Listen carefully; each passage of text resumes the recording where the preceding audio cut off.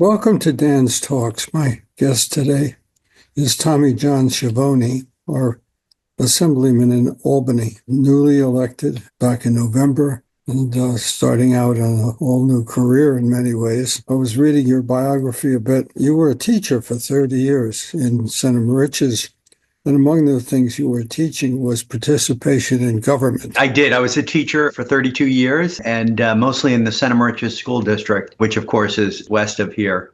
Just a point of clarification, I was elected in November of 24.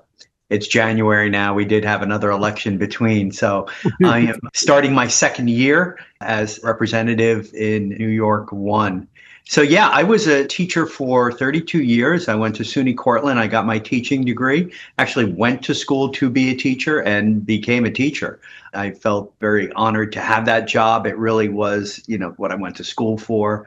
And I enjoy history and government. And so I taught what's called social studies, but my main concentration was participation in government, state and local government from Suffolk County Community College, and economics.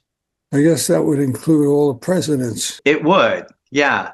So I did a stint in middle school, which was frankly a blast, and I had a lot of fun with it. We used to take a lot of trips, and middle school kids are fun. They're eighth graders. It was the level that I taught.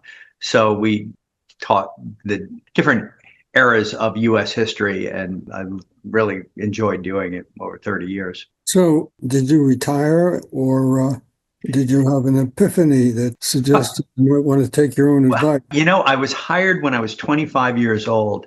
And so by 55, I had 30 years in.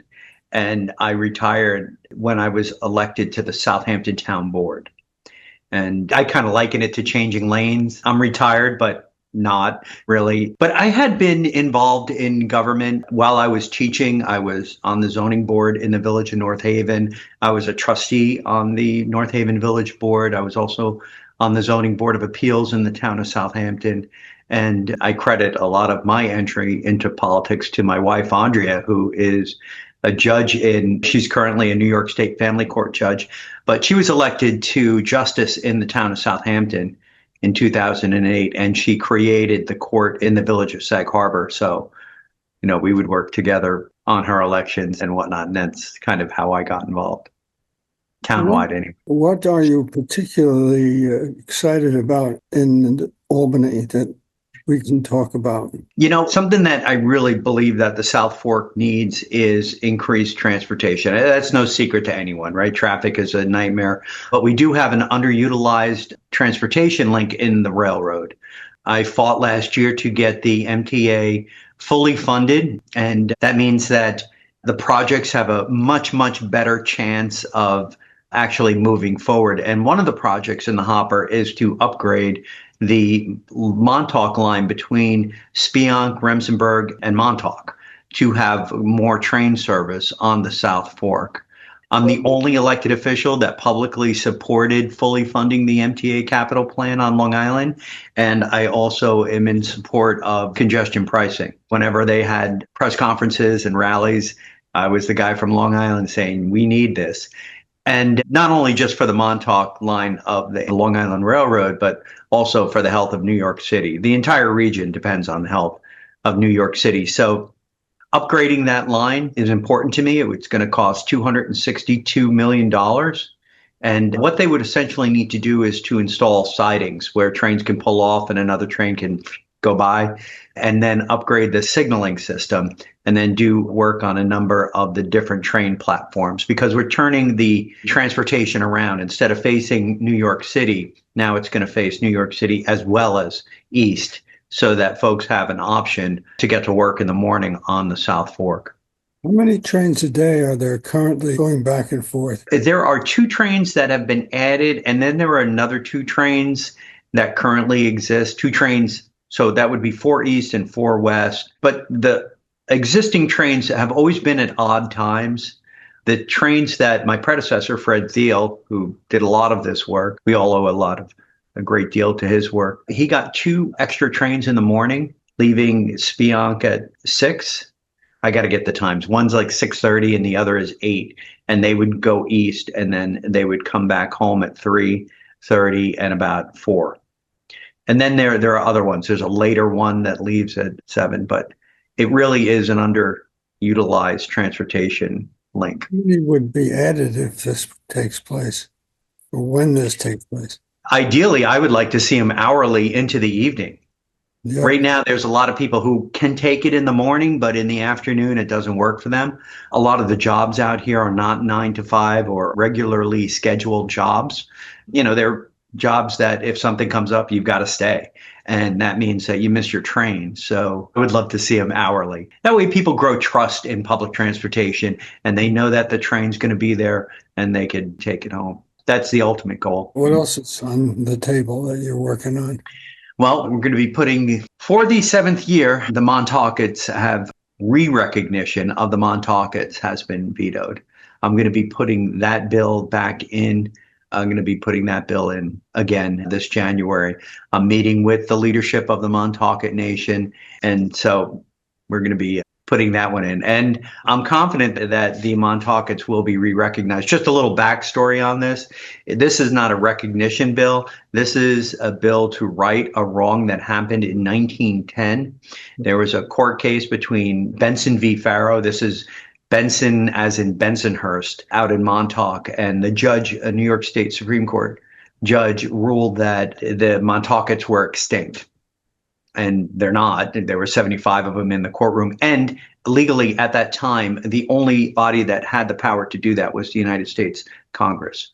And so the bill that I'm putting forward is re-recognition because New York State did not have the authority to make the ruling that they did in 1910. And they're still around. I went to school with people who are the Montaukets. I mean, it's kind of, I don't mean to be flippant about it, but, to re-recognizing people who currently exist is just, I guess during my time here, and I studied a lot of history, I didn't really come across them as an organized tribe. They had been scattered by this terrible guy, Benson, who paid to leave.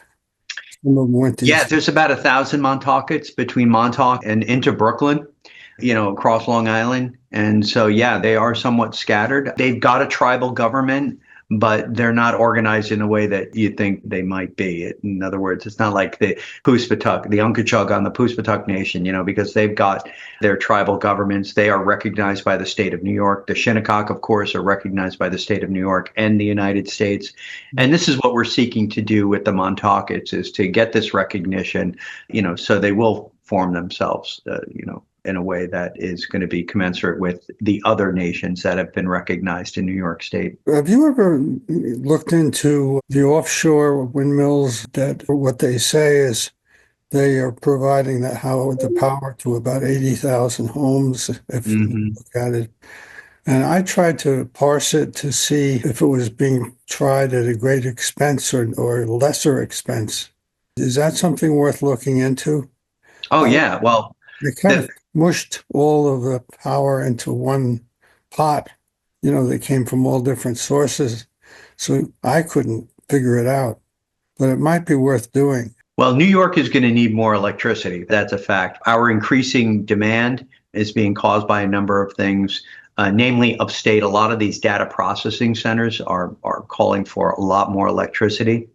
Do you like using AI? Well, that takes electricity. And so there's a couple of those being constructed in upstate New York, and that's taxing the entire statewide grid. But on Long Island, we're seeing an increase in population and an increase of use in electricity. So to dismantle these projects at this stage, 80% into them, it just makes no sense to me. I believe that this is politically motivated, and, I'm not a fan. I believe that we should be using green energy and renewable energy. I mean, it's a capital investment. It costs a lot to build, but then once you build it, it's just maintenance. And I think it should be said that these are jobs. These are Long Island jobs. These are high-tech jobs, the people who are going to be working on these. But I'm very disappointed to see that the permits have been pulled on the federal level. And I believe it's punitive, and I think it's politically motivated. Easy to work in Albany, or is it difficult to get things going how you want them to? Well, government is designed a certain way, and it's designed for things to move slowly. That's just kind of baked into the system. And the theory being is we want to take a nice long look at things that are being done in government, so anybody who wants to give input has the opportunity to do so. So I would say it is a legislature. And you have to get your bills through committees, a variety of committees, and then onto the floor. And then you need another sponsor in the other house, the New York State Senate, and move these things through. Yeah, it's not an easy task. It's one that's based on relationships and making sure that your bills are moving. Last year, my first year, I had 11 bills that were passed by the New York State Assembly, which is it's a good amount. And I'm proud of that. A lot of them are local bills in Southampton and East Hampton towns and Southold towns. And so there's definitely a knowledge base and a skill set there. And again, I'd like to give a shout out to my predecessor, Fred Thiel. He's a phone call away. I don't call him too much, but there are definitely times when I've called Fred, especially during budget time in New York State. That is an important time. Next week, we are going to hear the governor's State of the State. That's when she outlines her vision for the New York State budget. And then in that budget, that's where you want to get a lot of the funding programs that affect the first district. Last year, I got funding for a bus loop that connects the South Fork commuter connections. We were talking about the trains earlier. Well, the buses that connect to the trains, those are funded by the state of New York. And that's something that we have to fight to get back into the budget each year. Also, the Peconic Estuary Partnership, we got them $750,000. And so these are the things that you have to, make sure happen on the state level and in the budget. So there's an energy up there. There's lobbyists from all over the state. And, you have to keep the eye on the ball as far as, what we need in the first district. Is anything else you wanted to mention that you're hopeful will be put into the hopper after she speaks? Well, we have a behavioral health initiative on the North and South Fork that we've been maintaining here for many years. And I would like to see that fully funded in the New York State budget. Also, upgrades on the Stony Brook Southampton College campus.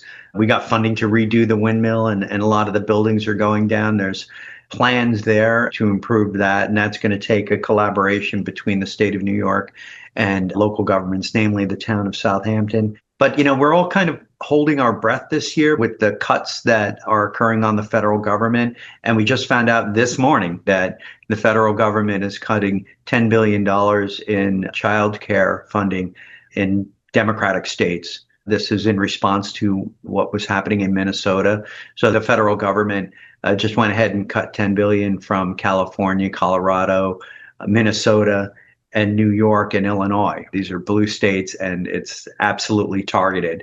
So that's the stuff that we have to deal with in the budget. New York State, we have commitments to things like childcare and social services, and something that's near and dear to my heart, education. A lot of cuts that we see on the federal government do affect education. These are things that are important to New York State that we want to make sure that we either backfill or get the federal government to honor their commitments. Anything that has come up that is a frustration where you sort of can't get it to? Well, I got a bill through the Senate and with Senator Hinchy and through the Assembly, and it went over to the governor and it was vetoed. And this was a bill that would require the state and county health departments just to report the cases of tick-borne illnesses in their counties throughout the state of New York. I read the veto memo, and it said that there are budgetary concerns and that they would have to hire more people.